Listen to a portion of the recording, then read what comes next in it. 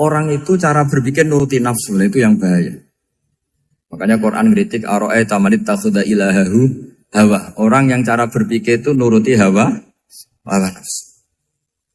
Kalau zaman Nabi, zaman sahabat, zaman ulama, itu enggak seperti itu. Sehingga cara berpikir itu mudah. Makanya kata Nabi, absyiru ya ma'syaral muslimin, kata. Kamu harus senang ya ma'syaral muslimin. Allah sekarang buka pintu langit yang sebelumnya enggak pernah dibuka. Dan Allah yubahi bikum malaikatah. Dan Allah membanggakan kamu kepada para malaikat. Kenapa? Umatnya Muhammad, umatnya Rasulullah Muhammad SAW, itu kalau sampean kepengen mati setiap saat itu baik, itu resepnya gampang kata Nabi. Addu faridotan wantadzoru ukhra. Jadi Allah memberitahu, ya Muhammad, umatmu ini luar biasa. Jadi misalnya tadi kita sholat subuh, ditanya, Bahak kamu sekarang ngapain? Nunggu sholat duhur ya. Setelah sholat duhur ditanya lagi nunggu apa asar. Sehingga faman kanat hijratuhu ila wa rasulih fa hijratuhu ila wahi. Jadi kalau ya sudah ini tak ijazahkan. Kalau setelah sholat subuh nunggu apa? Duhur. Setelah duhur nunggu. Sehingga ketika kita mati itu statusnya penunggu sholat. Tapi kamu kan enggak miskin. Kenapa? Penunggu kaya. Ya itu enggak masuk surga itu. Penunggu kemapanan. Berarti kan menunggu sesuatu yang seleranya nafsu. Beda kalau penunggu sholat. Berarti kamu di dunia menunggu ritual ibadah. Maka di antara ijazahnya Nabi apa? Addu faridotan wantadzoru ukhra. Melakukan satu fardu. Kemudian kita menunggu tugas berikutnya. Jadi niati saja setelah subuh nunggu apa? Duhur. Setelah duhur, meskipun kita di perapatan, apa? Nunggu asar ya. Tapi ya asar betul, jangan nunggu tok pas asar ndak. Jadi sebetulnya umat ini gampang sekali. Jadi di antara kebanggaan Allah, yubahi itu Allah bangga dengan malaikatnya adalah umat ini adalah addu faridotan wantadzoru ukhra, melakukan satu fardu kemudian menunggu fardu yang lain. Dari mengkhidmati kampus, ingin mengkhidmati masyarakat, dari satu masyarakat lokal Semarang menjadi sampai sekarang sampai Banjarmasin, Unisula mau bikin kampus di sana terus gitu. Dari satu tugas ke tugas yang lain. Makanya Islam diajarkan setelah satu tugas selesai, faida faruhtafan sok. Jadi sehingga hidup kita itu dinamis. Dari satu kebaikan menunggu kebaikan lain, dari satu kebaikan menunggu. Sehingga hidup kita ngapain? Nunggu satu kebaikan. Ini sudah masuk faman kanat hijratuhu ila wa rasulih fa hijratuhu ila wa rasulih. Sehingga bayangkan kalau kita direkam Allah. Gusti kula ampun mati nak dereng sugih. Wis melarat puluhan tahun, sakit, nunggu sesuatu sing sifatnya nafsu, kepengin sugih. Sugih tok jak cukup. Tahu buruh wong sing tahu ngenyek ndekne lho, itu kan urung-urung wis dendam. Saya belum mau mati sebelum kaya dan buruhkan orang yang pernah melecehkan saya. Wis ngono akhirnya mati urung sugih. Berarti wis fakir matine hasud. Semua itu ngenes dunia akhirat kan kira-kira seperti itu. Kamu santai aja kalau fakir berarti meringankan hisab karena ada banyak harta. Yang mau dihisab papanya enggak punya apa-apa. Jadi saya mohon sekali ya, Islam itu mengawal kebahagiaan. Sebab itu sampai bahagia itu menjadi perintah Islam, qul bi fadlillah wa bi rahmati fa bidzalika falyafrahu. Karena dengan bahagia bi taat diharapkan orang Islam itu tidak bahagia atau cari kesenangan lewat jalur maksiat. Sehingga ciri utama wali apa? Ala inna awliya Allahi la khaufun alaihim wa lahum yahzanun. Sehingga ulama dulu itu rileks-rileksnya. Termasuk yang saya ceritakan tadi, Imam Ahmad, Imam Syafi'i. Itu melihat apa saja rileks. Ya tadi kalau disenangi orang ya barokah, punya kawan kebaikan. Nak dineng ya barokah dineng di gedingi tonggo rada utang, ngeranjuk tulung gitu. Jadi rileks saja. Masyhur itu Imam Syafi'i ngendikan waman asaa ilaika faqat atlakoka. Orang yang berbuat buruk sama kamu hakikatnya adalah membebaskan kamu. Atlako itu apa? Membebaskan.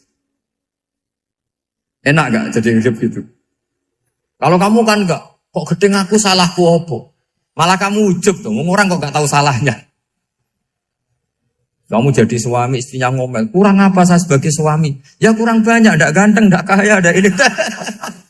Malah kalau diterangkan malah parah toh.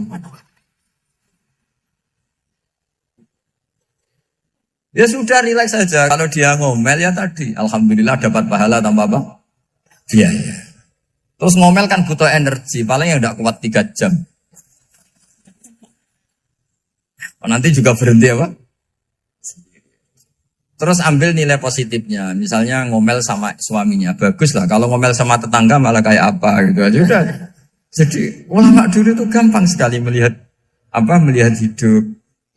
Rasulullah ya gitu, melihat hidup tuh gampang saja. Ketika tanya, ya Aisyah apa ada sarapan? Tidak ada ya Rasulullah, ya sudah saya tak puasa. Jadi enteng saja. Kadang-kadang beliau ingin puasa, ya puasa sunat, ada sarapan nggak jadi puasa. Rileks. Nabi itu rileks. Kalau ngajari kebaikan juga rileks. Nah sekarang itu banyak orang yang karena mungkin kurang baca, Islam tuh kayak menjadi aturan yang bengis, yang repot, yang mengekang. Itu tidak seperti itu. Yuridu wa bikumul yusra wala yuridu bikumul usra. Allah menghendaki agama ini mudah. Sehingga ada sahabat di Imami Mu'ad itu baca Baqarah. Sahabat ini pekerja petani, mufarokoh ditinggal. Ketika Mu'ad lapor, ya Rasulullah ini ada orang munafik, tengah-tengah sholat mufarokoh saya ditinggal. Yang disalahin itu tidak yang ninggal tapi Mu'ad. Afattanun anta ya Mu'ad, kami itu tukang fitnah. Masa ngimami petani pakai surat Baqarah? Jadi yang disalahkan ini imamnya. Kalau kamu jadi imam, sholatnya ya yang cepat. Makanya terus banyak orang kecepatan karena tadi. Jadi Nabi itu enteng sekali. Jadi apa ya? Nabi itu beda dengan yang kita bayangkan beda. Nabi pernah ngaji di masjid, kemudian ada tetangga lewat pakai cangkul ke kebun. Semua sahabat gerutu. Ini orang tidak benar. Ada Nabi ngaji ditinggal saja ke kebun, tidak ikut ngaji. Jawabannya Nabi tidak. Itu bagus itu ikut sunnah saya. Kenapa ya Rasulullah? Dia kerjanya nyari halal. Dan untuk menghidupi keluarganya itu juga ajaran saya. Sehingga yang ngaji ya ajarannya Nabi, yang nggak ngaji karena kerja mencukupi keluarga juga ajarannya Nabi. Segampang ini. Oh, kalau kayaknya kamu kan, wes gak roh akhlak kan gitu. Nabi rileks saja Nabi. Sampai bisa lihat itu di bab Fadhailul Kasbi. Makanya ini penting sekali supaya orang itu berpikir Islam atau mendakwakan Islam itu berdasar sanad ya yang muttasil yang pernah dilakukan Rasulullah SAW. Sesuatu yang dilarang Allah itu pasti madharat. Maka untuk melarang seseorang bergantung sama narkoba misalnya atau hal-hal yang bahaya pada fisik, itu satu tentu bagi ahlullah, tentu karena takut Allah. Tapi banyak masyarakat yang memang benar-benar bisa meninggalkan narkoba karena efek buruknya ganja. Bahwa itu mengakibatkan sakau, mengakibatkan tidak sadarkan diri, mengakibatkan kebangkrutan ekonomi macam-macam. Sehingga mereka benar-benar benci sama yang namanya narkoba. Jadi di antara manhajul Quran itu kalau mentakbih, memburuk-burukkan maksiat itu mesti dikritik innahu kana fahisyah. Innahu kana fahisyata wa makta wa sa'a sabila. Innahu kana fahisyata wa sa'a sabila. Diulang beberapa kali. Sehingga dibutuhkan kecakapan untuk menganggap satu hal yang buruk itu fahisyah, sesuatu yang enggak rasional, sesuatu yang tidak positif, sesuatu yang pasti berdampak negatif. Sehingga kalau misalnya tadi dibacakan oleh Qori, kuntum khaira ummatin ukhrijat linnasi ta'muruna bil ma'ruf wa tanhauna 'anil munkar. Untuk berhenti dari kemungkaran itu satu takbihun litil kal munkar atau litil kal munkarat, bahwa munkarat itu kita cap, kita stigmasi bahwa itu buruk sekali. Seperti Nabi mengajarkan pemuda tadi, masa kamu suka ibu kamu digitukin lelaki lain, putri kamu, bule kamu, bude kamu, sehingga orang ini pikirannya termindset betapa buruknya zina. Sama seperti kita sukses memindset betapa buruknya narkoba, betapa buruknya bahan-bahan terlarang. Begitu juga seterusnya, terus pengkhianat dan sebagainya. Tapi problem manusia adalah dia itu akan mencari kebahagiaan atau kesenangan sesaat. Maka caranya gimana? Keinginan senang lewat maksiat ini dilawan dengan nyaman dengan taat. Saya ulang lagi, nyaman dengan taat. Sehingga ulama dulu punya kalimatul munajat, artinya kalimat hubungan pribadi sama Allah yang menjadikan orang itu nyaman. Dan ini yang diajarkan kitab-kitab tasawuf. Kitab tasawuf itu sukses mengajarkan melihat alam raya ini semuanya nyaman, termasuk yang mengecewakan. Itu dianggap nyaman. Saya berkali-kali mengajarkan ilmu ini karena ini musalsal ila Rasulillah SAW. Itu pernah suatu saat Imam Ahmad itu dipanggil sama tetangganya, anak muda. Tentu Imam Ahmad ini orang yang sangat soleh, sangat waroi, sangat tunduk sama perintahnya Allah dan Rasul. Pemuda tadi manggil, ya Ahmad, datang ke rumah saya. Imam Ahmad datang. Setelah sampai ke pemuda tadi, sudah pulang lagi, saya tidak butuh kamu. Pulang lagi. Setelah sampai rumah dipanggil lagi, ya Ahmad, datang lagi. Datang lagi. Oh, saya tidak jadi butuh, pulang lagi. Sampai 3 kali.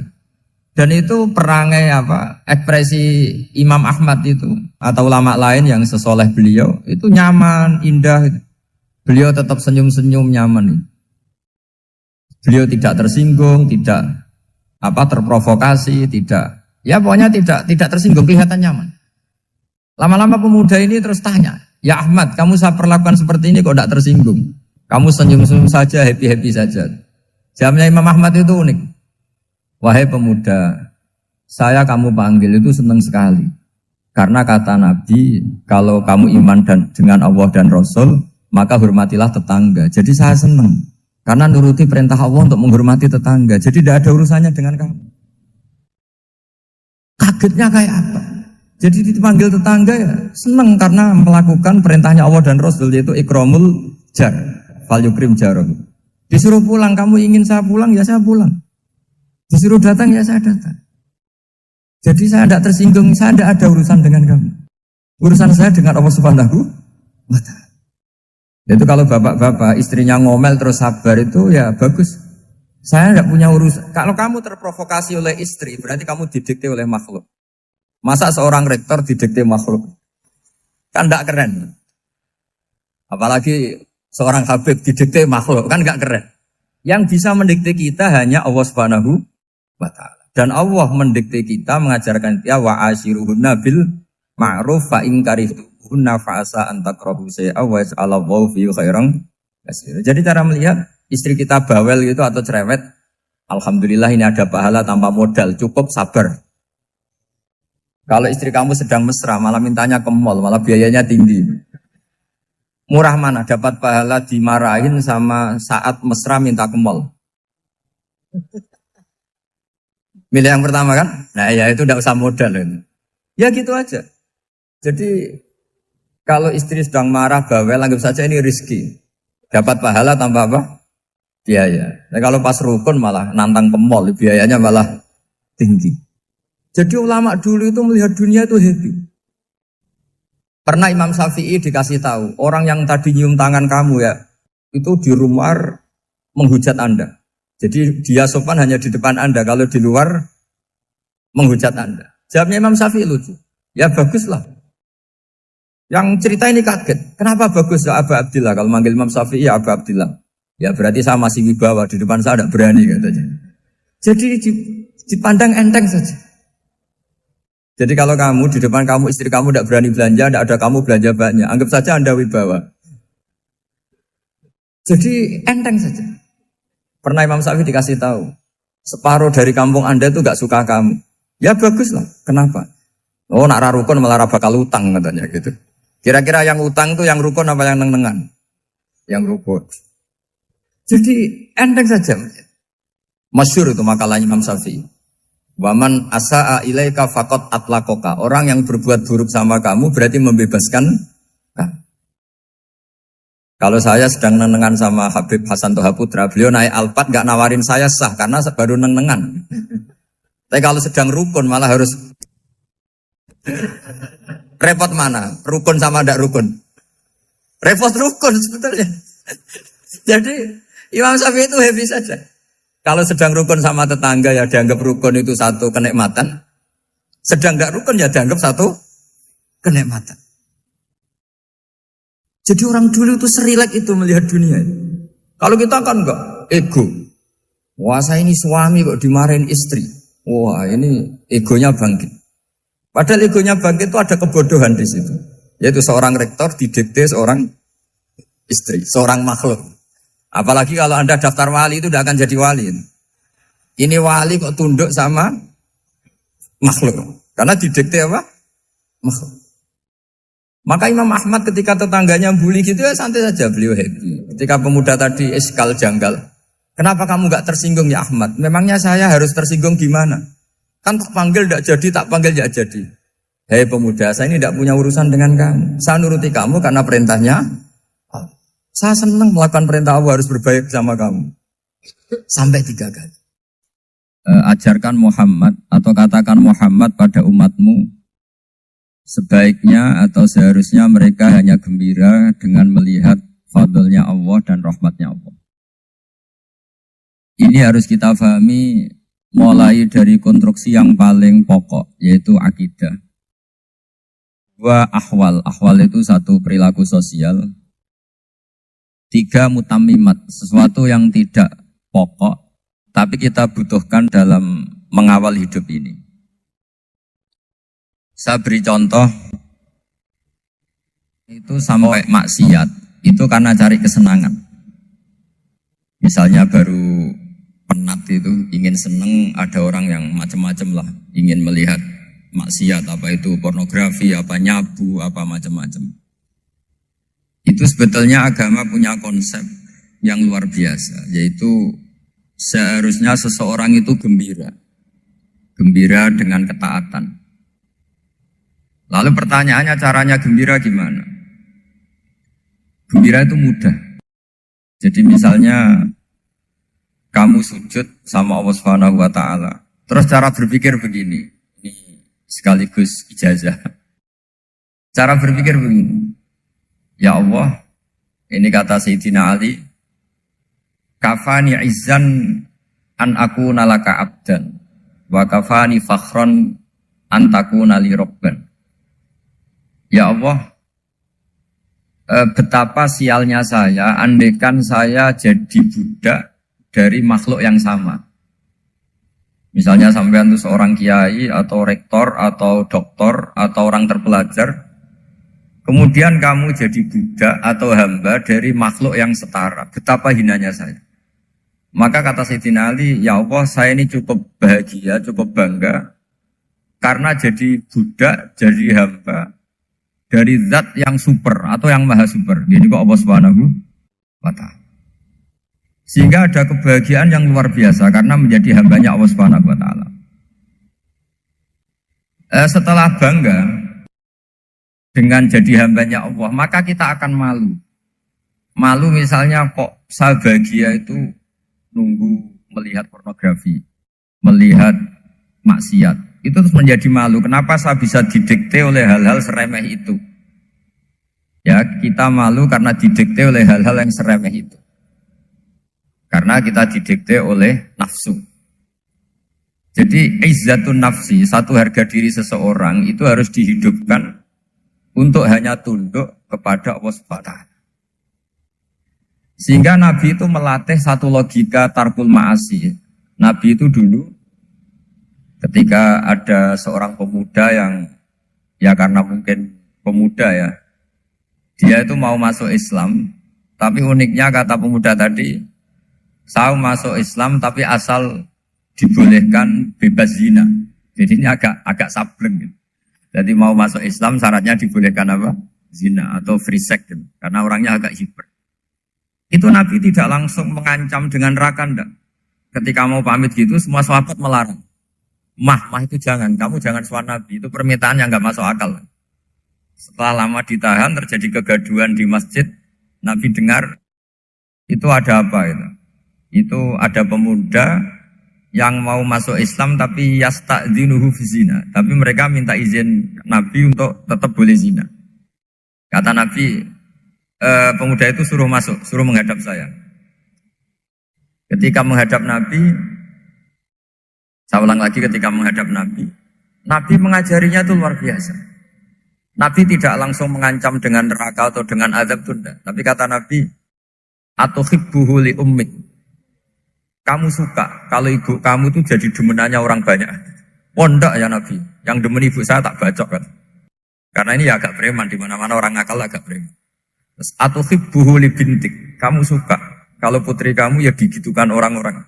Oh ya enggak Nabi, yang gitukan putri saya tak bacok. Atau hibbuhu li kholatik. Kamu suka kalau bule kamu digitukan. Atau hibbuhu li ammatik. Kamu suka kalau saudara bapak kamu digitukan. Nabi itu mengeset ya. Cara sekarang itu cuci otak mungkin. Nabi itu meluruskan otaknya anak muda itu. Betapa buruknya zina. Cara bahasa Arab ditakbih. Betapa buruknya zina. Kamu suka kalau korbannya ibu kamu, putri kamu, bude kamu, bule kamu. Sehingga orang itu matur ya hasbuka ya Rasulullah. Ini sudah cukup. Saya tidak pernah melihat sesuatu seburuk zina. Jadi fa'al qawwa fi qalbihi bughdha zina. Kemudian Allah meletakkan di hatinya, menanamkan benci zina. Sehingga akhirnya pemuda tadi menjadi iffah, menjadi menghindari zina. Artinya begini ya, ini mungkin yang lolos dari para kita sebagai dai, kita tidak belajar banyak tarbiyahnya Rasulullah Shallallahu Alaihi Wasallam. Jadi kalau kita benci maksiat, itu jangan hanya ditahdzir, ditakutkan neraka itu enggak. Jangan hanya itu. Tapi di logika. Jadi kalau kita menghindari maksiat, itu selain karena takut azab, itu ada logika. Ada rangkaian pikiran yang menjadikan kita anti satu perbuatan apa maksiat. Jadi misalnya gini ya, kira-kira ginilah kalau contoh gampang itu. Ada orang gitu ya, nyanyi dengan pakaian yang mungkin pornografi gitu. Mungkin pemuda-pemuda ingin melihat itu, tapi bisa diobati gini. Kok enak dekne mergawe kok tak bayar ya, aku kehilangan duit. Meskipun dengan logika yang agak serampangan, yang penting menjadi kita ini punya harga diri untuk tidak tergantung hal-hal seperti itu. Sehingga Nabi itu cara menggambarkan tadi mulai atuhibbuhu li ummik, kalau ibu kamu jadi demenannya orang lain. Pemuda tadi bilang yang demen ibu saya mau saya bunuh. Ditambah lagi atuhibbuhu li bintik. Bagaimana kalau korbannya putri kamu, bule kamu, bude kamu. Sehingga terus si pemuda tadi betapa buruknya zina. Betapa murahnya zina. Akhirnya pemuda tadi al-qawwa fi qalbi bughdha zina. Terus kemudian pemuda tadi itu sangat membenci dengan apa? Berzina. Nah, pikiran-pikiran seperti ini harus kita tanamkan. Harus kita tanamkan supaya orang itu benci melakukan maksiat karena satu memang takut sukhtuwah, takut dibendu Allah atau dibenci Allah. Dua memang logika kita mengarahkan tidak maksiat. Saya beri contoh ya betapa pentingnya mindset ya, cara berpikir. Orang itu menjadi kikir itu karena nganggap hidup itu lama dan uang itu penting. Kalau zaman Nabi itu sederhana kalau melihat hidup ini. Pernah suatu saat Nabi itu punya jatah makan. Karena Nabi itu hidupnya juga pas-pasan. Jadi Nabi itu unik. Beliau di satu sisi kaya raya. Bisa ngerumat Abu Hurairah, Ammar, Suhaib. Ashabu Sufa itu dirawat Nabi semua. Itu kan kaya, bisa ngerawat sekian orang. Tapi di sisi yang lain untuk pribadinya beliau miskin. Kadang nggak bisa makan hari itu. Tapi di saat yang sama bisa merawat Ahlus Sufa. Jadi keliru kalau orang hanya cerita Nabi itu miskin, untuk makan dirinya aja susah. Itu keliru. Kelirunya kalau tidak diteruskan, tapi Nabi mampu menghidupi ahli sufah. Singkat cerita jatah makannya Nabi itu dikasihkan orang ketika Nabi tanya, ya Aisyah, makanan jatah saya di mana? Oh ya Rasulullah tadi ada orang minta tak kasihkan, maka makanan itu habis. Apa kata Nabi? Kamu salah Aisyah. Yang kamu kasihkan itu justru yang masih. Ya yang kamu kasihkan itu justru yang masih. Sehingga Nabi menganggap, makanya Nabi terus ngendikan. Ya kalau mukhatabnya lelaki ya kira-kira begini. Wahallaka min malika illa ma akalta fa'afnaita walabista fa'ablaita. Terus hanya watasaddaqta fa'abqaita kata Nabi. Harta kamu ya kamu makan kemudian ke WC jadi kotoran atau punya pakaian mewah nanti rusak. Watasaddaqta fa'abqaita. Ada yang kamu sedekahkan yaitu yang abadi sampai akhir. Sehingga banyak pengusaha yang mencintai saya setelah tak ajari hadis itu. Misalnya punya uang 1 miliar karena dia spekulan atau pedagang rawan bangkrut, disedekahkan ke masjid 50 juta, yaitu yang abadi. Jadi kalau suatu saat bangkrut, dia masih punya uang 50 juta di akhirat. Jadi Nabi itu mengajari sedekah itu apa? Ya sedekah itu pengabadian uang. Kalau kita kan enggak, bilang sedekah itu nguras uang. Itu pikirannya setan, dan pikirannya orang Islam. Itu cara berpikir setan, bukan cara berpikir umat apa? Sehingga Sayyid Ali Zainal Abidin itu kalau ada orang minta, kemudian beliau ngasih, itu beliau bilang gini, marhaban biman hamala zati ilal akhirah. Matur nuwun nggih jenengan sing beto sangu kula nate. Jadi dianggap teller saja. Orang yang minta uang beliau itu dianggap tukang nyatet bank ini. Karena sudah ditabungkan. Ya sudah. Kalau kita kan enggak, wah pengemis tuh ganggu gini-gini. Kecuali pengemis profesi ya mungkin kita agak-agak enak. Karena zaman akhir itu ada pengemis apa? Profesi. Jadi repot teman. Terus tak beri contoh lagi kebahagiaan ketika kita milih Islam moderat. Islam kita diajarkan guru-guru kita, utamanya oleh guru kita Mbah Maimun. Saya juga sering ketemu beberapa ulama dunia, termasuk Habib Umar. Saya juga ikut sowan ke sini pas beliau sama Habib ini Hasan Toha Putra di sini sama orang-orang moderat itu cara berpikir juga luar biasa indah. Beliau pernah cerita ya beberapa ulama lah, banyak yang cerita itu. Saya pernah diceritani seorang alim ketika ada orang ekstremis itu mau ngebom di tempat maksiat. Kebetulan yang maksiat itu kebanyakan ya orang Islam. Karena di negara yang mayoritas Islam. Ditanya sama Syekh Sa'rawi. Syekh Sa'rawi itu mufasir top di mana? Mesir. Ini mau tak habisin karena mereka orang Islam kok maksiat terus. Terus ditanya sama Imam Sa'rawi. Laumatu ala khini ma'asihim aina masiruhum. Kalau mereka mati dalam keadaan maksiat, mereka kemana? Ya ilanar, mereka pasti masuk neraka. Terus ditanya sama Imam Sa'rawi. Wahal masiruhum ilanar muradun nabi amlan. Punya umat maksiat kemudian mati masuk neraka, itu yang diinginkan Nabi apa enggak? Ya tidak aja. Ya sudah, enggak usah dibom, ditunggu tobatnya kata. Karena kalau mati dalam keadaan itu ke neraka dan itu tidak yang diinginkan Rasulullah Sallallahu Alaihi Wasallam. Terus ekstremis ini menjadi tobat, tidak berpikir ekstremis Mas. Jadi orang itu harus berpikir mindset yang baik. Meskipun kadang berpikir baik itu ya agak-agak kacau. Ada seorang wali Majdzub, itu kalau berdoa agak kacau, tapi gak bisa dibantah. Masyhur itu doa itu. Ini sekaligus ijazah, tapi kalau sebelum wali gak boleh. Itu datang ke makamnya Rasulullah SAW. Terus doanya itu begini. Ya Allah, sekarang terserah engkau. Ya Allah, sekarang terserah engkau. Jika saya kamu jadikan orang soleh, jika saya engkau jadikan orang soleh, maka surra habibuk, maka kekasihmu ini senang. Yang susah musuhmu yaitu setan. Tapi kalau engkau menjadikan saya orang fasik, maka yang susah kekasihmu, yang senang musuhmu. Jadi kan punya dua pilihan itu. Wah itu kan doa tapi kayak teror itu. Ya jadi berdoa di Raudhah. Wah itu pasti mandi itu karena agak-agak maksa Tuhan itu.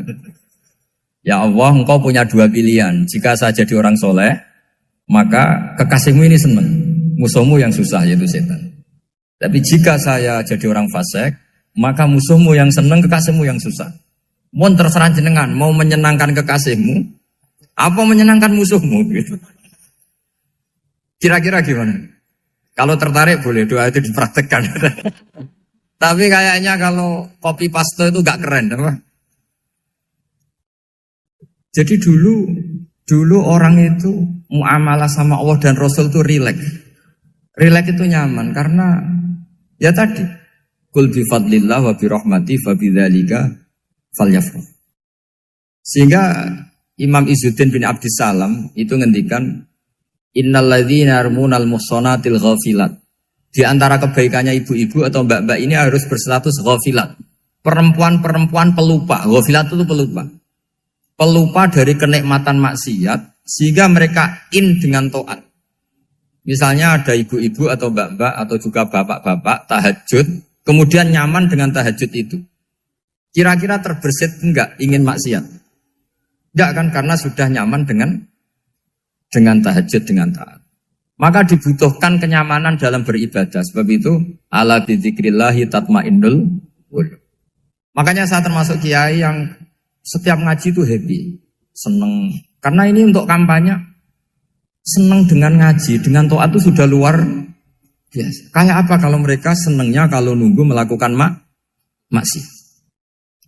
Jadi termasuk bentuk perlawanan kita terhadap maksiat adalah usahakan kamu tuh bahagia, seneng dengan taat.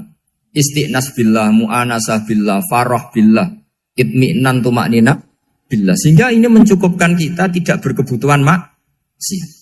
Meskipun kita ya manusia, pasti suatu saat atau sudah pernah maksiat. Serasa diceritakan lah, itu mesti gitu. Lah orang-orang dulu itu orang yang sukses mengelola bahagia ma'allah wa billah walillah. Jika wali-wali dulu itu jadi wali itu tidak mesti karena ibadahnya banyak, itu enggak. Mereka orang yang ibadahnya itu biasa. Biasa-biasa sekali. Ulama-ulama dulu ibadahnya biasa sekali. Tapi qulubuhum ma'allah, hatinya itu ma'allah. Itu ada seorang wali, itu jadi wali, Umar bin Abdul Aziz, yang dikenal khamisul khulafa. Khamisul khulafa. Di luar khulafa Ar-Rasyidin 4, di antara yang soleh adalah siapa? Umar bin Abdul Aziz. Itu ketika mau meninggal, itu senangnya bukan main. Itu semuanya nangis, beliau senang. Terus tanya, kenapa kamu senang? Memangnya saya kalau mati itu kemana aja? Ila khairi madhubin ilah, kezat terbaik. Dibang urip mbek kowe bulet atau mbek arhamur rahimin gitu. Yaitu Allah Subhanahu. Jalaluddin Ar-Rumi ketika mau meninggal itu muridnya nangis semua, beliau marah. Kamu harusnya pesta karena saya mau ketemu kekasih saya, malah kamu tangisi, goblok sekali kamu katanya. Jadi orang-orang dulu itu luar biasa. Karena tadi mereka tidak ingin ketemu Allah itu dianggap problem. Harus sesuatu yang membahagiakan. Makanya wali-wali itu kalau berdoa begini. Wa khairu ayyami yauman alqa fih, dan jadikan hari terbaikku adalah hari ketika saya ketemu engkau ya. Pernah dengar doa itu? Wa khairu ayyami yauman alqa fih, dan hari terbaikku adalah hari saat ketemu engkau. Aman kan enggak? Sampai matiku wedi. Saya tidak tahu wedi dosa apa wedi Israel apa wedi malaikat siapa? Mungkar nakir. Sebenarnya tidak perlu seperti itu. Karena cara pandang Nabi itu ini bisa dipraktekkan. Kalau kamu orang baik, mati artinya apa? Ya baik. Karena husnul khotimah. Kalau kamu orang yang buruk, itu kata Nabi, anggap saja mati itu akhir dari keburukan kamu. Nah, aku urip terus, malah maksiat terus. Maka Nabi itu kalau ngajari kita berdoa gini, Allah maj'alil hayata ziyadatan li fi kulli khairin wal mauta rohatan li min kulli syarri. Ya Allah, kalau saya hidup, ya anggap saja ziyadah fi kulli khairin, berpotensi nambahi kebaikan. Kalau saya mati, anggap saja ini akhir dari segala keburukan. Maka saya berkali-kali, banyak tradisi ulama-ulama NU, ulama-ulama pesantren, ya ada hanya NU, pokoknya ulama-ulama alim. Itu kalau ada orang mati, orang nakal gitu mati, ini saya gitu. Itu hadirin mesti gak terima. Wapi enang itu wong wakal. Tapi dipaksa sama kiainya, saya gitu. Lama-lama dipaksa. Saya gitu. Padahal yang hatinya kiai, wis ra iso maksiat meneh, wis saya gitu. Karena dengan mati berarti saya sudah tidak bisa maksiat lagi. Jadi Nabi melihat hidup dan mati itu segampang itu. Kalau al-hayata ziyadatan li fi kulli khairin wal mauta rohatan li min kulli syarr. Coba kita ke depan itu kan ada potensi zina, potensi korupsi, potensi maksiat. Yang bisa menghentikan potensi itu apa coba?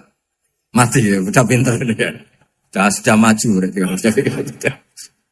Berani mati. Berani. Tapi jangan di sini ngel-ngelo panitia.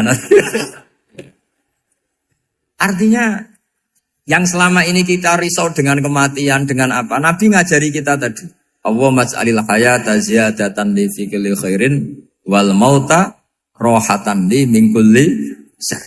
Ya Allah, jadikan hidup ini sebagai bekal menambah kebaikan, dan suatu saat kalau saya mati, semoga itu akhir dari segala keburukan. Jadi artinya Nabi itu ngajari kita itu positif terus. Sama seperti ulamanya tadi. Nak lagi rukun mbek tonggo ya sanggep ae kanca keapian. Nak nenengan ben ra utang ngoten. Dadi pokoknya penak terus gitu loh. Nak bojo lagi ngamuk alhamdulillah gak ngajak blonjo. Nah pas rukun ya alhamdulillah kok lagi rukun. Jadi gampang semua. Makanya ada seorang alim itu ngendikan begini, ada yang tanya. Saya tuh dulu ketika kaya, teman saya sering main ke saya. Setelah saya miskin gak ada teman-teman yang ke saya. Dikira si Habib ini kebetulan orangnya Habib itu mendukung keluhan dia. Ternyata enggak. Si orang alim itu bilang gini, malah bagus toh gitu. Kowe wis melarat buruhe wong. Ya sudah kamu miskin buruhnya orang lain. Misalnya tukang manol di pasar atau tukang becak. Kemudian teman-teman kamu datang, malah kamu malu tuh jadi tontonan. Bagus kalau mereka lupa, pas kamu miskin tidak ada yang lihat katanya. Jadi apa ya, dianggap enteng saja gitu. Akhirnya orang ini nggak jadi ngeluh. Selama ini kan kita ngeluh ya, ketika miskin teman-teman nggak datang. Coba kalau mereka datang pas kamu buruh bikin botol di orang lain, mantan bos buruh, malu gak? Milih datang apa enggak? Enggak lah, sudah bener itu. Jadi ulama dulu itu makanya sering baca biar tahu solusi hidup. Jadi ulama dulu itu gampang sekali melihat kehidupan itu, gampang sekali, indah, gampang. Kebahagiaan ini pula yang harus kita latih dalam melakukan ketaatan. Tapi memang obsesi saya terbesar atau cita-cita saya terbesar memang setiap ngaji saya ingin orang mukmin semuanya itu bahagia. Dengan bahagia itu mereka tidak neko-neko ingin mencari kebahagiaan lewat jalur apa maksiat. Sehingga dalam konstitusi ulama yang ditulis di kitab-kitab usul fikih, dan itu kitab yang saya kaji, selalu saya kaji, itu membela-bela sesuatu yang mubah itu sampai luar biasa. Karena melihat mubah itu, misalnya Anda tidur itu berstatus mubah. Anda bermain catur berstatus mubah.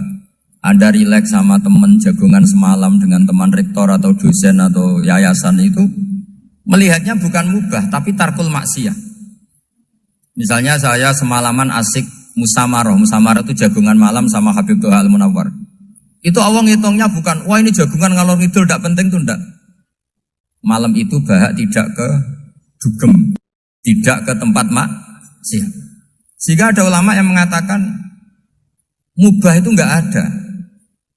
Saya ulang lagi, mubah itu enggak ada. Kan umumnya ulama bagikan wajib, ya kan, haram itu. Terus diantaranya mubah, sunat, makruh. Ada ulama yang mengatakan mubah itu enggak ada. Kenapa? Logikanya begini, itsma min mubahin illa wa yatahaqqaqu bihi tarku haramimma. Karena tidak ada mubah yang Anda lakukan kecuali saat itu pasti ditinggalkannya sebuah keharaman. Misalnya Anda sedang jagungan sama istri di luar, di rumah, asik di rumah semalaman. Mungkin bahas hal-hal yang ringan. Mungkin melihat sinetron atau apa yang ringan. Tapi di situ terjadi Anda meninggalkan ke tempat-tempat maksiat. Sekarang ninggal maksiat itu wajib apa mubah? Wajib. Padahal Anda sedang melakukanmu. Nah itu dicatat oleh Allah itu tarkul haram, meninggalkan keharam. Jika masyhur dalam cerita wali-wali itu, Abu Yazid yang seperti itu ibadahnya pernah tanya, ya Allah lalu yang makomnya orang seperti saya siapa? Karena beliau semalaman ibadah terus. Sama Allah dijawab, ya yang tidur di pinggir kamu itu. Abu Yazid, loh kok bisa ya Allah? Dia kan tidur terus. Ya kan dia tidur berarti meninggalkan keharaman. Ngomong sing potongan tukang maksiat itu apik turu apik melek kira-kira. Apik turu. Timbang sama nak melek pola wis turu ae kira-kira gitu. Jadi enggak usah dipaksa tahajud, dipaksa qiyamul lail itu. Iya kalau qiyamul lail. Kalau dapat informasi, ke sini ikut saya terus katut kan repot. Jadi perlawanan terhadap maksiat itu sebetulnya gampang dalam Islam karena tadi nggak ada sesuatu yang mubah kecuali saat dilakukan berakibat meninggalkan keharaman. Mudah sekali. Jika banyak orang jadi wali itu karena melakukan mubah. Itu ada orang jadi wali itu karena sering makan. Ya makan biasa itu. Karena ketika makan ya Allah betapa doifnya saya. Katanya saya presiden, katanya saya rektor, saya kiai. Ternyata kalau nggak makan tuh lemes. Apa hebatnya makhluk yang bergantung makhluk yang lain, yaitu makanan. Nah karena seperti itu terus dia al-laja ilallah, terus dia sungkeman ning Allah. Betapa lemahnya saya. Sebab itu ketika Quran mengkritik dan dengan tanda kutip kemungkinan Tuhannya Isa bin Maryam, itu ngeritiknya sederhana Quran itu. Mal masih ibnu Maryam illar rasul qad khalas min qablihir rusul wa ummuhu siddiqah kana yaqulanit ta'am. Isa itu tidak Tuhan, wong dia makan. Kamu kebayang enggak misalnya punya Tuhan, wah tadi Tuhan mampir ke rumah saya, dia lemes. Setelah tak kasih makan sehat lagi gitu. Itu kan enggak kebayang. Tapi Tuhan marung di rumah saya, lemes tak gratisin, kayaknya enggak punya uang gitu. Setelah makan wah gairah lagi. Kebayang enggak punya Tuhan seperti itu. Sehingga Quran kalau gojlok sederhana, karena yakulanit ta'am. Sehingga wali-wali itu kalau makan itu sadar lemahnya dirinya, betapa dirinya tergantung makanan. Sesuatu yang tergantung itu artinya tidak hebat, tidak Tuhan. Jadi untuk menjadi wali, untuk menjadi dapat ridhonya Allah itu sebenarnya sederhana. Termasuk ada cara jadi wali yang agak kacau, tapi ini ya benar, asal niatnya benar. Misalnya Unisula besar, ya kurang besar lagi. Kita sudah punya uang, kurang banyak uang lagi. Itu Nabi Ayub, itu kan seorang nabi. Pernah diuji, oh ini ada di Sahih Bukhari. Nanti kamu tanya, hadisnya Sahih enggak? Ini ada di Sahih Bukhari. Kadang orang kota itu aneh. Enggak ahli hadis tapi tanya, Sahih enggak? Padahal andekan dibodohi Sahih, ya ngandel saja. Jadi kadang ya aneh. Oh enggak tahu kok tanya. Itu Nabi Ayub itu sudah kaya, pas itu sudah kaya. Bukan cerita yang masih miskin, memang sudah kaya. Beliau di kamar dihinggapin satu belalang dari emas. Setelah belalang itu dikejar, ternyata yang jenis itu banyak, semuanya dari emas. Ngambil sana sini, ini yang kesak ini dipenuhin, saku ini dipenuhin, sampai banyak. Sama Allah digojlok. Kamu itu Nabi saya, kenapa kamu mengumpulkan harta sebanyak itu? Kamu itu Nabi saya kok rakus? Jawabannya Nabi, ya Allah, siapa yang bisa kenyang dari rahmatmu? Ya, jadi kalau kamu punya uang 1 miliar, kok ingin 1 miliar 100, ingin 1 miliar 200, itu cara ngitung bukan uang. Ya Allah, siapa yang bisa kenyang dari rahmatmu? Karena rahmat Allah tidak terbatas, sudah Gusti tenang saja. Meskipun saya gini, rahmat Anda tidak akan habis. Sehingga waroi ada ilmunya, tomak juga ada ilmunya. Termasuk rakus itu juga ada ilmunya. Misalnya begini, ini contoh rakus yang ada ilmunya begini. Ini saya beri contoh. Mungkin yang boleh niru orang-orang soleh, kalau nggak soleh jangan. Imam Syafi'i ini cerita nyata. Imam Syafi'i itu dulu ketika ngaji masih muda itu nggak suka sama guru yang kaya. Kebetulan dia punya guru miskin terus. Namanya Sufyan As-Tsauri, itu miskinnya Masya Allah. Sufyan bin Uyainah juga miskin. Jadi dia miskin, punya guru miskin terus. Sehingga idolanya ya sama guru-guru yang miskin. Suatu saat guru-guru ini menyarankan dia ngaji Imam Malik. Imam Malik itu kaya raya. Itu babutnya Imam Malik, kalau diinjak, itu mata kakinya tidak kelihatan, saking halusnya. Kalah, Indonesia lah kalah. Imam Malik itu gaya. Kalau ngaji di kursi tinggi, terus pakai bukur itu, pakai dupa Arab yang mahal. Pokoknya mewah kali Imam Malik. Terus dia mulai, ini kiai kok kaya. Kemudian setelah beliau alim, tanya, saya harus ngaji siapa setelah ilmu jenengan habis kira-kira gitu. Kata Imam Malik, sudah, kamu tidak usah perlu ngaji saya, kamu sudah alim alama. Terus Imam Malik datang ke Baki. Zaman itu Baki itu semacam kayak rentalan ya, semacam Grab lah kalau dulu. Mana kafilah yang mau ke Irak? Ya sudah terus, oh kita mau ke Irak. Ini antar ke Muhammad bin Hasan As-Syaibani. Itu dibiayai sama Imam Malik. Grabnya ya dibayarin, itu kafilahnya itu ya dibayarin. Imam Syafi'i disangoni surrotan min dhahabin. Jadi satu kepes uang dikasihkan. Itu pernah tak hitung semurah-murahnya itu sekitar 60 juta. Imam Syafi'i mulai mikir, kiai yang saya kritik lomo, sing kiai miskin tak puji, gak pernah ngamal kan, tentu orang miskin. Setelah datang ke Muhammad bin Hasan As-Syaibani, beliau itu pakar usul fikih, muridnya Abu Hanifah. Beliau al-usuli, pakar usul fikih. Itu Muhammad bin Hasan As-Syaibani itu kalau ngitung emas, itu di ruang tamu. Uangnya miliaran, emasnya banyak. Dari kota ini dipindah ke kota ini. Mas, kalau ngitung di ruang tamu. Bukan di kamar, di ruang tamu. Imam Syafi'i tambah kaget. Imam Malik kayak gitu sudah saya soal, malah ini kaya raya. Setelah Imam Syafi'i kelihatan kaget, digojlok sama Muhammad bin Hasan Asyibani karena beliau senior. Atak jabu min hadza, kamu aneh melihat ini? Iya. Kenapa? Ulama kok kaya raya. Terus kata Muhammad bin Hasan, ya sudah, uang ini tak kasihkan orang-orang fasik, binti gue demenan, gue nyabu, gue macam-macam. Oh jangan, nanti dipakai maksiat. Pun jenengan mawon sing sugih. Semenjak itu Imam Syafi'i rubah. Jadi kalau kampus ini ingin akreditasi A, ingin mulia, ingin apa, kamu ridho kalau yang punya prestasi seperti itu adalah orang-orang fasik. Ridho enggak? Enggak kan? Maka didoakan ini. Nah itu namanya berpikir secara usuli. Kamu jangan hanya nuruti karena berpikir waroi terus kamu benci kekayaan. Tidak bisa seperti itu. Karena pangkat dan kekayaan ketika dikelola secara kesolehan maka akan menjadi energi positif yang luar biasa. Semenjak itu Muhammad bin Hasan Asyibani berhasil mendidik Imam Syafi'i. Sampai akhirnya keterusan Imam Syafi'i berpendapat kalau orang Islam bisa bikin rumah tingkat kok punya rumah reok itu haram. Akhirnya keterusan.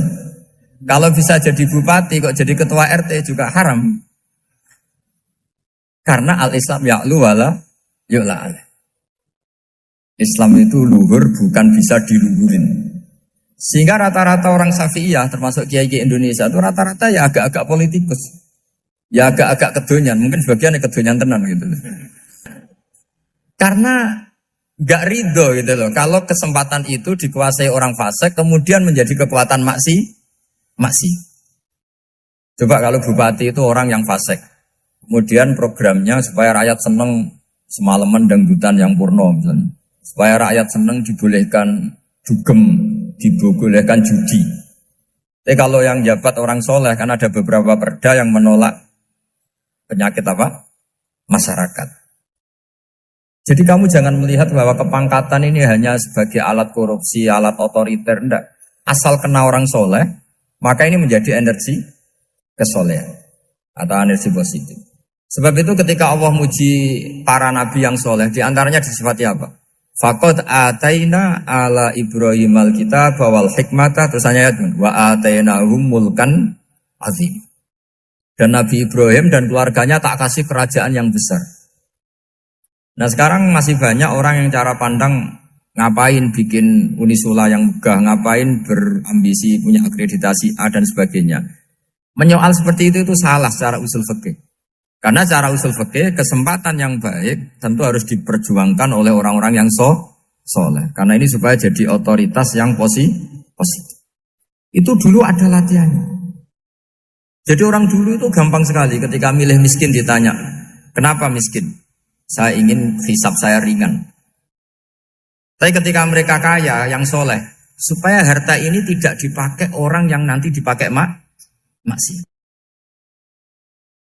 Kita misalnya orang soleh mau pangkat, karena kita ada ridho, kepangkatan itu dipegang orang maksiat, kemudian menjadi energi maksiat. Begitu juga seterusnya. Maka ulama dulu itu rileks. Sampai Nawawi Al-Bantani itu nanti bisa dicek di tafsir. Qul hal yastawil ladzina ya'lamuna wal ladzina la ya'lamun. Beliau muji-muji ulama. Kemudian ada seorang yang agak hasut mungkin. Tanya begini. Hebatnya ulama itu begini-begini. Terus ditanya, tapi kenapa kita sering melihat ulama ngantri proposal di rumahnya bupati kan? Sementara bupati enggak pernah datang ke ulama ngaji ihya. Jawabannya Imam Nawawi itu unik. Ya karena ulama itu tahu gunanya uang, sehingga nyari uang untuk pondok, untuk masjid. Sementara bupatinya tidak tahu gunanya ilmu, maka tidak pernah ngaji. Jadi ya ringan saja. Jadi ya sudah seperti itu. Jadi kalau ada ulama kedonyan, anggap saja karena tahu gunanya uang. Jadi kenapa ulama ngantri di kabupaten, bukan bupati ngantri di ulama? Jawabannya karena ulama tahu gunanya uang, sementara bupatinya nggak tahu gunanya ilmu. Kira-kira gitu lah. Ada ustadz tidak ganteng, kesensem rondo cantik, karena tahu gunanya ustadz itu. Artinya tahu gunanya kalau saya nikah nanti punya anak jadi gus, kan dia kiai gitu. Tapi rondone raro gunanya dia karena miskin gitu. Jadi ulama dulu itu rileks. Rileks menafsirkan apa saja itu rileks, termasuk saat terpojok. Itu rileks. Karena semuanya dianalisis pakai ilmu. Sehingga ciri utama wali itu apa? Ala inna awliya Allahi la khaufun alaihim walahum yahzanun. Enggak ada rasa takut, enggak ada rasa gampang. Karena melihat sesuatu itu gampang saja. Saya ulang lagi, melihat sesuatu itu gampang saja, ringan. Oke, semoga barokah. Assalamualaikum warahmatullahi wabarakatuh.